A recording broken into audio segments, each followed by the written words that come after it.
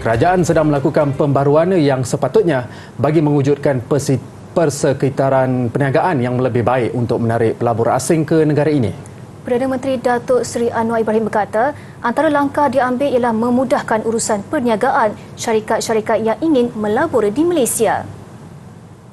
Datuk Seri Anwar berkata, syarikat-syarikat peneraju industri global adalah antara yang menjadi sebahagian daripada perubahan berkenaan dan meletakkan kepercayaan terhadap Malaysia.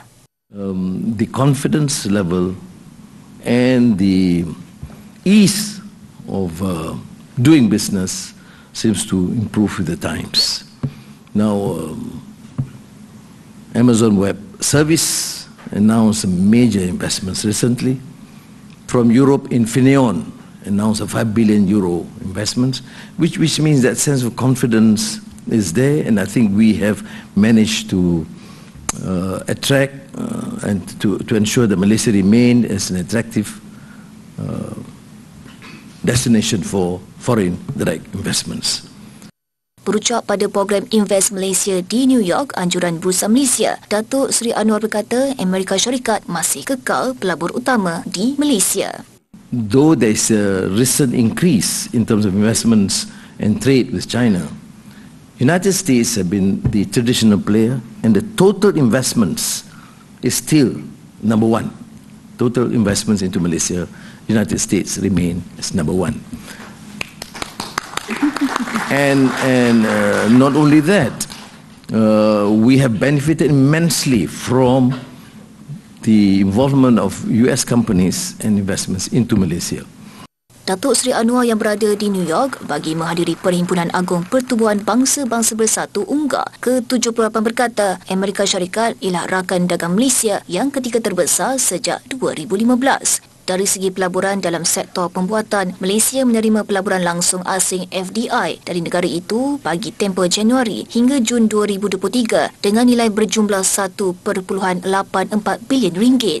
Pelaburan itu telah menyumbang 1,558 peluang pekerjaan. Sementara itu, Perdana Menteri turut menyertai tidak kurang 10 lagi pertemuan dan mesyuarat pada hari kedua di New York.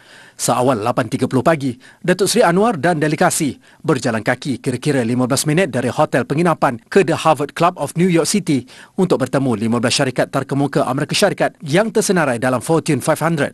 Antaranya termasuk Airbnb, Amazon, AWS, Boeing, ConocoPhillips dan Kimberly-Clark. Datuk Seri Anwar berkata kesempatan itu digunakan sepenuhnya untuk berkongsi kerangka ekonomi madani yang disokong oleh Pelan Induk Perindustrian Baharu 2030, Pelan Hala Tuju Peralihan Tenaga Negara serta kajian separuh penggal RMK12. Perdana Menteri kemudiannya menghadiri sesi perbincangan dengan Ahli Majlis Hubungan Luar Negeri CFR, iaitu sebuah badan pemikir dan penerbit bebas bukan partisan yang mempromosikan pemahaman mengenai hubungan antarabangsa dan dasar luar negara. Dalam sesi itu, beliau mendengar dan berkongsi dasar serta polisi negara terkait hubungan antarabangsa, pentas global dan geopolitik. Ia disusuli pertemuan dua hala dengan Perdana Menteri Thailand yang baharu, Sri Tatavisin di hotel penginapan. Datuk Seri Anwar berkata pertemuan itu memberi peluang kepada kedua-dua negara mengukuhkan kerjasama sedia ada sambil meneroka pelbagai bentuk kerjasama baharu. Perdana Menteri kemudian berkunjung ke hotel penginapan delegasi Iraq untuk bertemu rakan sejawatannya Muhammad Shia Al-Sudani. Dalam perbincangan itu, Datuk Seri Anwar menyatakan keputusan kerajaan untuk membuka semula kedutaan besar di Baghdad selepas lebih 20 tahun ditutup. Beliau kemudian kembali ke hotel penginapan untuk bertemu dengan Duta Khas Presiden Amerika Syarikat mengenai iklim John Kerry. Pelbagai isu berkaitan alam sekitar, tenaga boleh baharu dan perubahan iklim dibincangkan. Pada sebelah malam pula, Datuk Seri Anwar mengadakan pertemuan secara berasingan bersama 4 syarikat gergasi iaitu Google, Boeing, Medtronic dan Siemens Healthineers untuk menarik pelaburan. Perdana Menteri berkata semua syarikat berkenaan turut menyatakan hasrat untuk mengembangkan operasi dan perniagaan di Malaysia.